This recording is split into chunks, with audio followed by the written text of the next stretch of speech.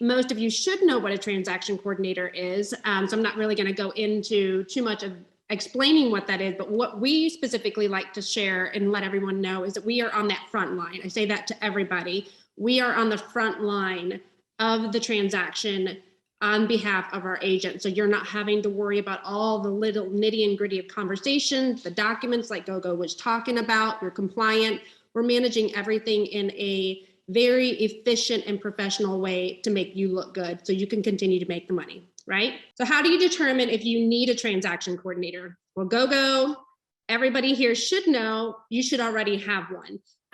The ideal client for us, we typically like to get I love new agents, mostly because I just have the passion of teaching people things that they don't know, that most of the time you're not going to learn in real estate class, right? So getting those people and molding them to where then I can do my job without them nitpicking at me so they can just trust my process and I don't have to, because we do learn, because obviously there are a lot of agents out there that are have been doing this a long time. They have a hard time trusting our process. And it's one thing we say a lot. And because I've been doing this a long time, I have put a lot of trial and error in the system that we have been doing. And we have perfected it. We're always learning. Obviously, everybody does things slightly different. And I do feel like we do a really good job at adjusting where we need to a point for the agent. So they're feeling like they're getting that special attention, but we do have a process in place. But the ideal client typically is somebody that is at that 3 to 5 deals a month, and they're just not able to get to that next level. And so when they bring us in, now they can really focus on getting to that 7, 10, 20, because now they've leveraged themselves. That's the typical ideal client that we like to get on to use our services because they really need us at that point. Yeah, I actually don't let agents on my team, so on the GoGo's real estate team, my Michigan team, right? I don't let my agents to use transaction coordinators, even if they want to pay for them, until they did 10 transactions, 5 on each side. The reason why I do that is because you need to learn your contracts, right? You need to learn the process. You need to understand what's going on, who you need to talk to if the deal is going south, who can save the deal. And if somebody else is doing it for you, you're not going to truly understand it. So on the first 10 deals, ask Clancy, ask Devin, they're not allowed to use a transaction coordinator. After that, they can. After they had 5 deals on each side, but until then they cannot, because I want them to learn the contracts and learn the process.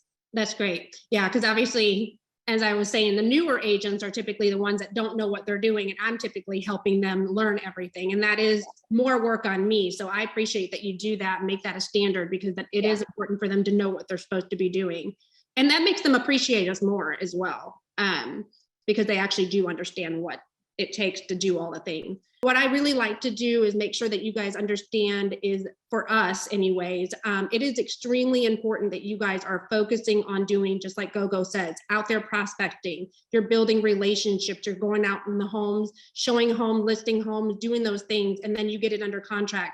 Once you get it under contract, we'll assign you to a transaction coordinator. As I said, we have tons of them, but you are only assigned to one person, because that relationship is something that gets built over time. So that is your person. So as soon as you go under contract, I would love it if every agent would get a hold of this.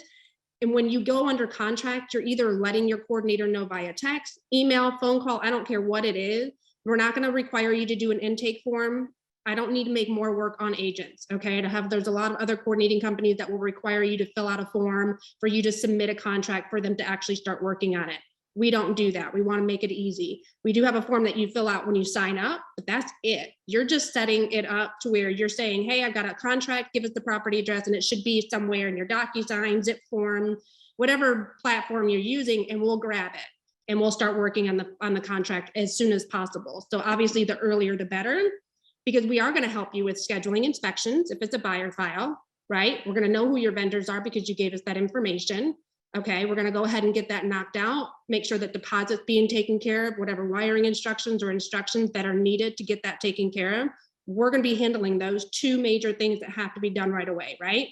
And then we're going to go ahead and send out introductions. And we do have a set of introductions that go out. It is systematic. So we do have emails, that templates that we use throughout the transaction.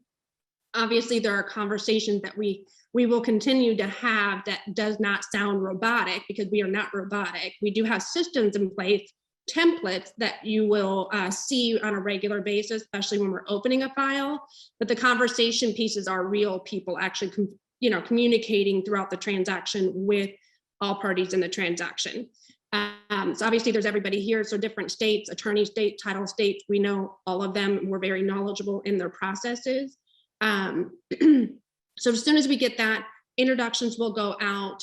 And then everybody knows who we are. I would strongly, and I can't stress this enough, if you do choose to hire a transaction coordinator, I would love it to be us, that you are communicating with your client, that you have a team member that is managing the transaction, so that when we do get involved, they're not going, who's this person?